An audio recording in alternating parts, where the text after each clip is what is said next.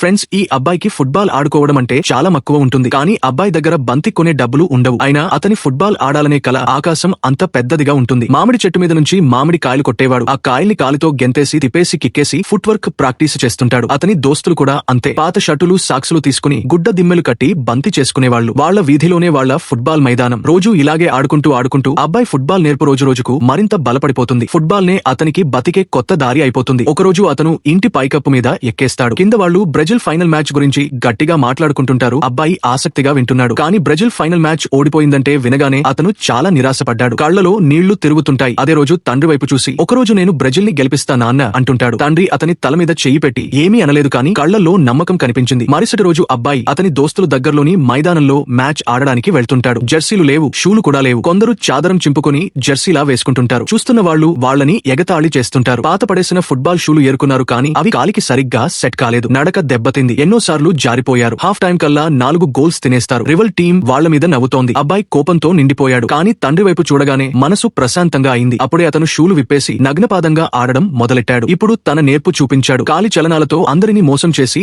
Goal కొట్టాడు. ఇది చూసి అతని టీమంతా నగ్నపాదంగా ఆడడం మొదలెడుతుంటారు. అబ్బాయి భయం లేకుండా ఆడుతూ గోల్స్ కొడుతూనే ఉంటాడు. అయినా మ్యాచ్ ఒక గోల్ తేడాతో ఓడిపోయారు. కానీ అబ్బాయి అందరి మనసు గెలుచుకున్నాడు. మ్యాచ్ అయిపోయాక ఒక స్కౌట్ అతని తండ్రికి కార్డు ఇచ్చి టీంలోకి పిలిచాడు. అబ్బాయి సాంటోస్ ఫుట్బాల్ క్లబ్ లో చేరుతాడు. కానీ అక్కడ సంతోషం ఉండదు. ఎందుకంటే క్లబ్ యూరోపియన్ స్టైల్ ఫుట్బాల్ ఆడేది. కోచ్ ఈజీగా ఆడనిచ్చేవాడు కాదు. నెమ్మదిగా అతని సెల్ఫ్ కాన్ఫిడెన్స్ పడిపోసాగుతుంది. గోల్స్ చేయలేకపోతున్నాడు. తాను మంచి ప్లేయర్ కాదేమో అనిపించే సాగుతుంది. ఒకరోజు ఫుట్బాల్ వదిలేసి ఇంటికి వెళ్లిపోదామని డిసైడ్ అయ్యాడు. ట్రైన్ స్టేషన్ దగ్గర ఒక పాత స్కౌట్ అతన్ని చూస్తుంటాడు. జింగానే బ్రెజిలియన్ ఫుట్బాల్ యొక్క నిజమైన ఆత్మరా అని చెప్పి నీ స్టైల్ వదులుకోకు అని ధైర్యం చెప్పాడు. ఆ మాటలు అతని గుండెలోకి దిగిపోయాయి. టీం కి తిరిగి వచ్చాడు. ఈసారి కోచ్ మాట పట్టించుకోలేదు. తన జింగా స్టైల్లోనే ఆడాడు. ముందు స్టాప్ అండ్ టర్న్ తో డిఫెన్స్ ని ఆపేశాడు. గెండని కాలికి అంటుకున్నట్టు డ్రిబుల్ చేసేస్తాడు. గెండని గాల్లోకి ఎగరేసి జంప్ చేసి సైకిల్ కిక్ తో గోల్ కొట్టాడు. మొత్తం మైదానం చప్పట్లతో నిండిపోతుంది. కోచ్ కూడా మాట్లాడలేకపోయాడు. అతని టాలెంట్ ని ఒప్పుకున్నాడు. ఆ రోజు నుంచి అబ్బాయి జింగా ఆత్మ పూర్తిగా మేల్కొంటుంది. తర్వాత కాలంలో బ్రెజిల్ ని వరల్డ్ కప్ గెలిపించడంలో సాయం చేస్తుంటాడు.